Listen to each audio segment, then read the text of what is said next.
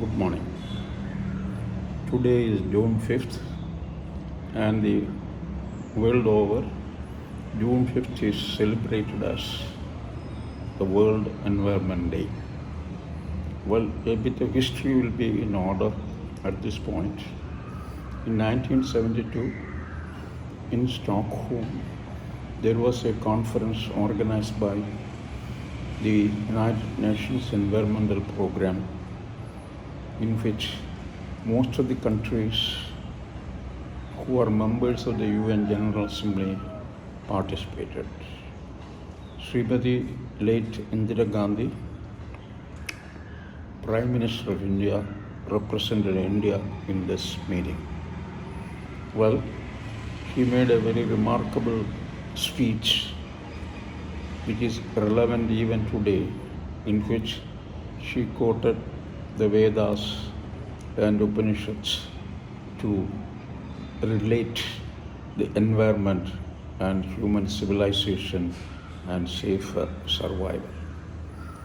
And in 1973 onwards, June 5th of every year is celebrated, and this process continues even today. And this year's slogan is, or always rather the slogan is something like one earth, one humanity. This is all we have.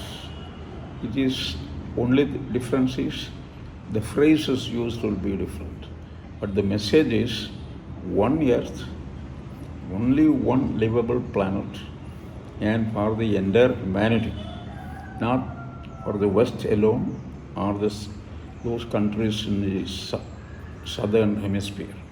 It is not like that, because the environmental degradation affects the entire planet, all the living beings in the planet, including organisms and developed ones like humans, and even bacteria, as well as what are called the plants, microplants, algae, and all kinds of trees, even the redwood tree or the redwood forest.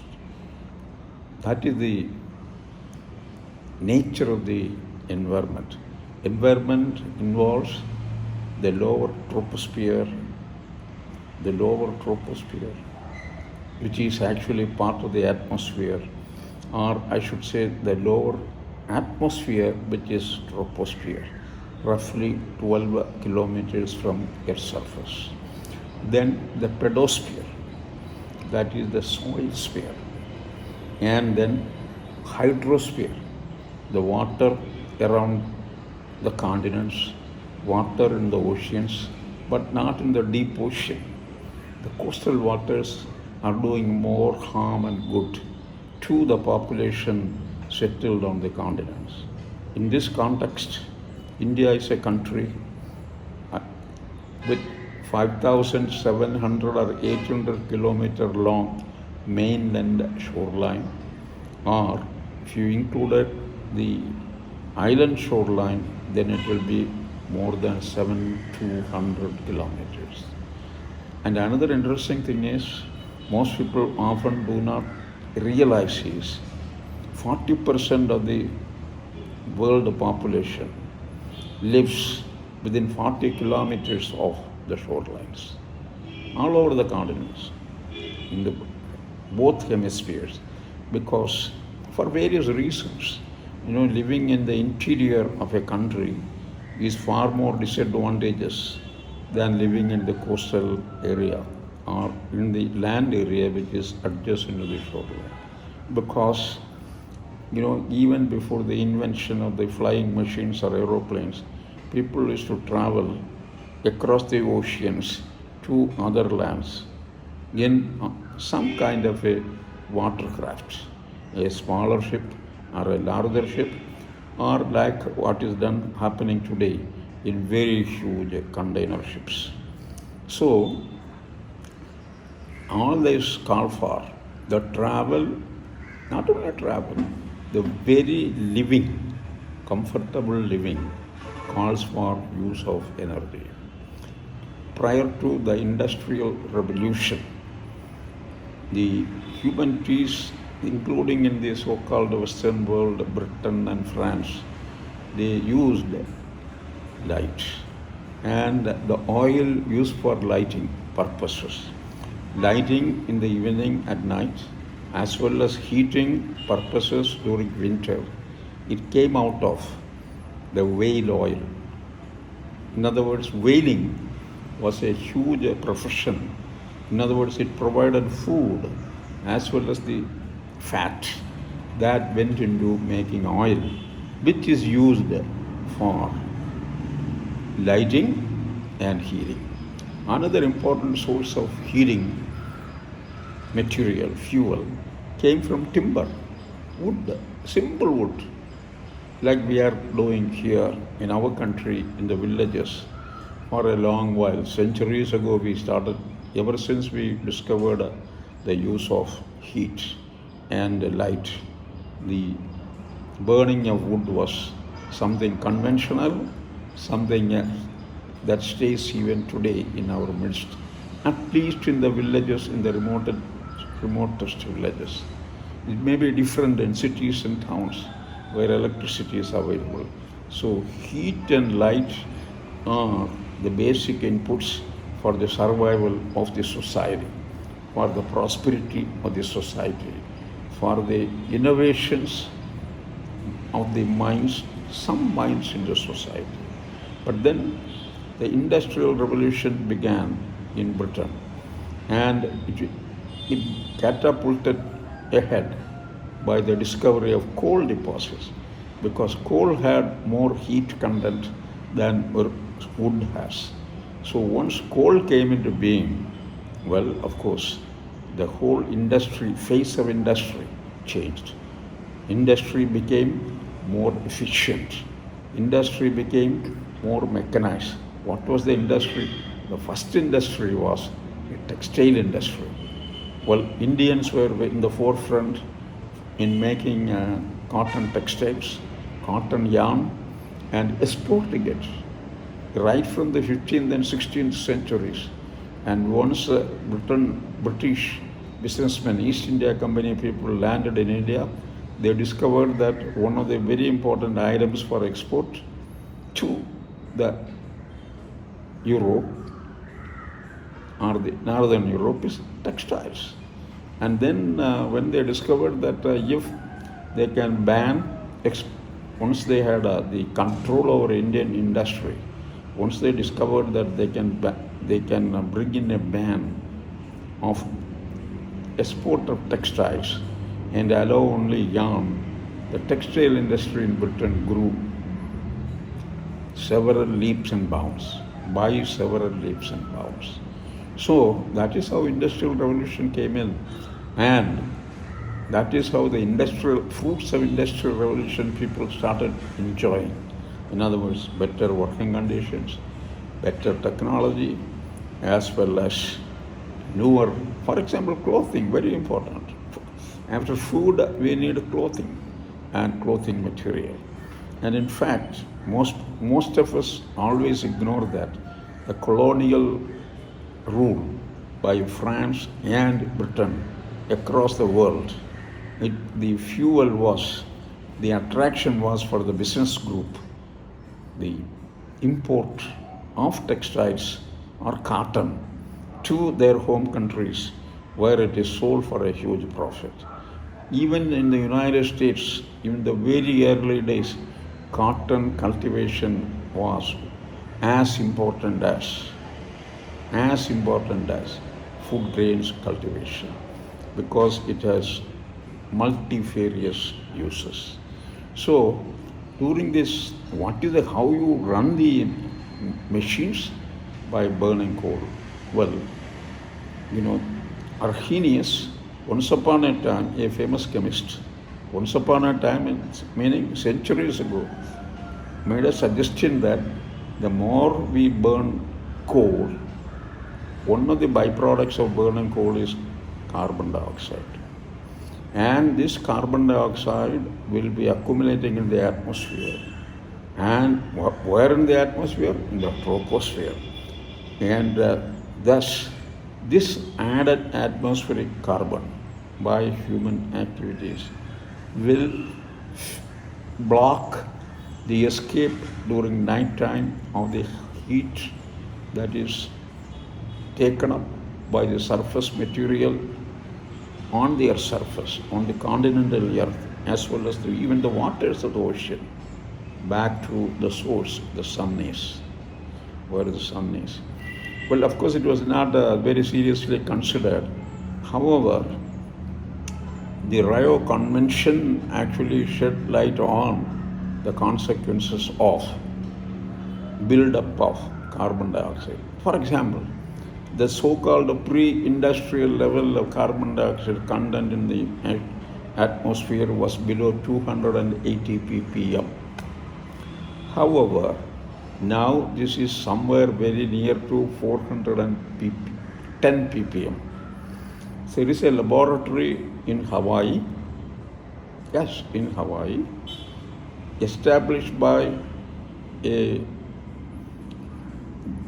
professor of physics by name Keeling, who developed a technology to measure the carbon dioxide content and went over to Hawaii because Hawaii in group of islands are far deep into the ocean, away from the continents and in the Pacific, so that the atmospheric air over Hawaiian islands will not be under the influence of the industrial output.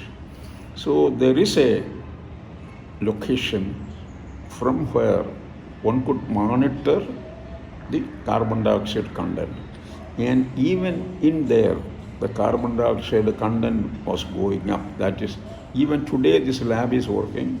The lab is actually now in the control of or under the charge of another man by name Keeling. The second Keeling is actually the son of the first Keeling. Both are, the first one died and the second one is also again another physicist. But then, what do we do about the carbon buildup? What is the consequence? Global warming. And what is the consequence of warming? Well, we all know as Indians, during the pre-election days, Thrivikramji and Kerala was hitting 42 and 43 degrees Celsius, at least in some parts. Even last week, northern India, outside of Kerala, northern India was sweating and the temperatures went up all the way to 52 degrees Celsius.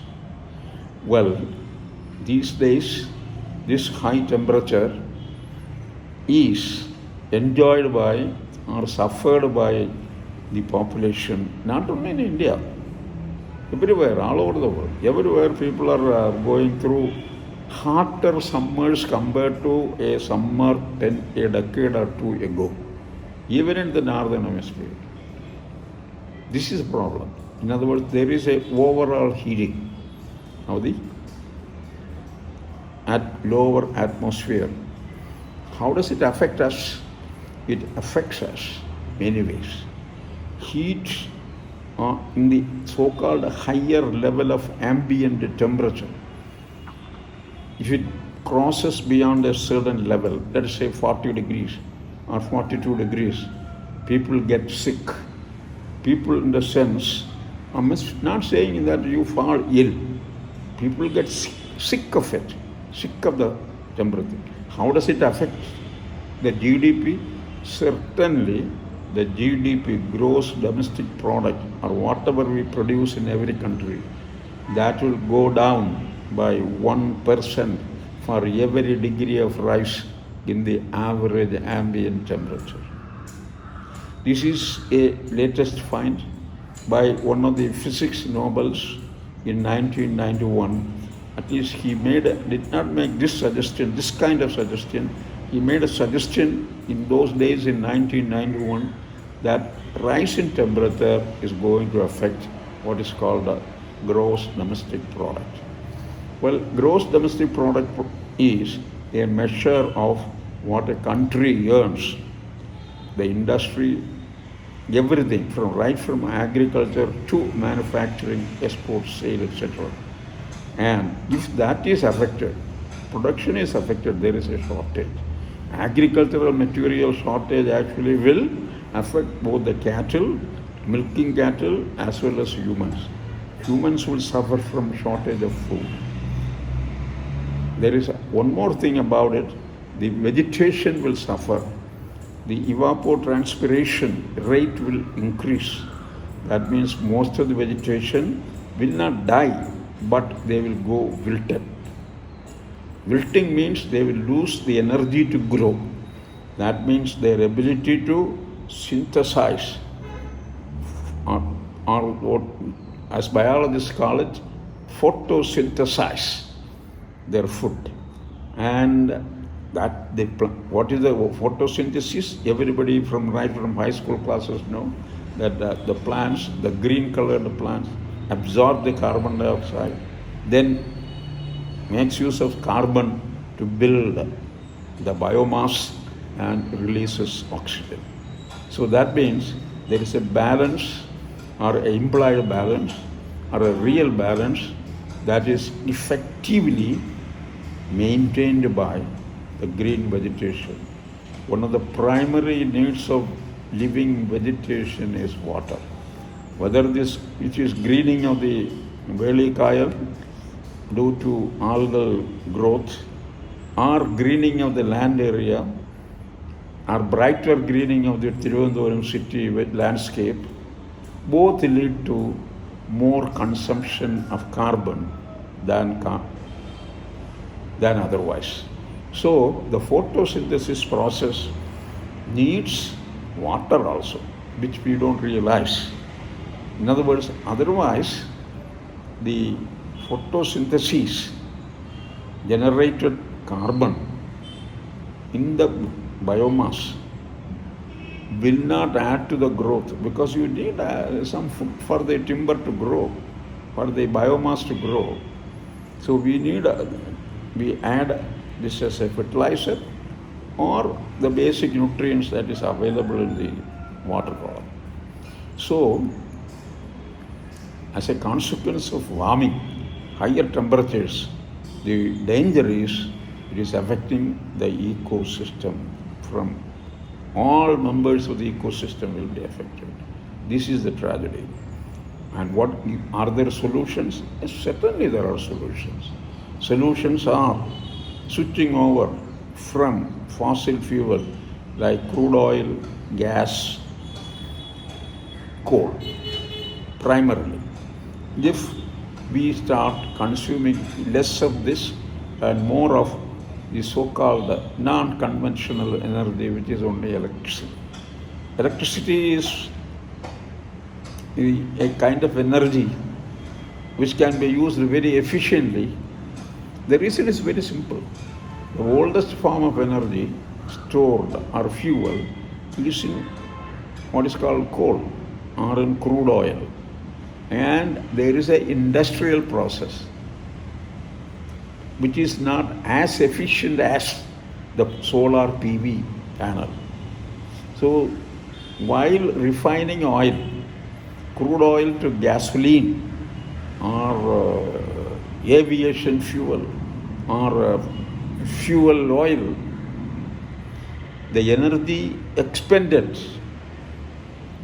that is the most important point, is almost 1/3, as big as 1/3 of the energy we produce by the process. In other words, it's a very poorly, efficiently run industry, because we did not feel the necessity for efficiency of industries. One example, the automobile engine. Take the automobile, most modern Maruti or any car that, or BMW, whatever. If it's a petrol or diesel engine, roughly 1/3 of it, the fuel we put, that is burnt off without motion. 1/3 of the fuel we put every day to make us comfortably go from place A to place B. 2/3 are used in the motion and 1/3 is wasted. Why? the efficiency of automobile engine is so poor. Even today, even at the most modern. Whereas, look at a wind turbine. Well, of course, in near Thrivikramji, we don't find any wind turbines. Also in Kerala, we don't find any wind turbines except somewhere in Munnar. Whereas if you went across Western Ghats, beyond Nagargoil toward Tirunelveli, we will see a huge wind turbine farm. The advantage there is the efficiency of those machines, the turbines. Definitely, making of a turbine calls for input of energy, no doubt. But the energy output while running it is practically highly efficient. There is no waste of fuel in generating another kind of fuel. Similarly, the rooftop solar panels is now very familiar in Thrivikramji, in Kerala, all over India.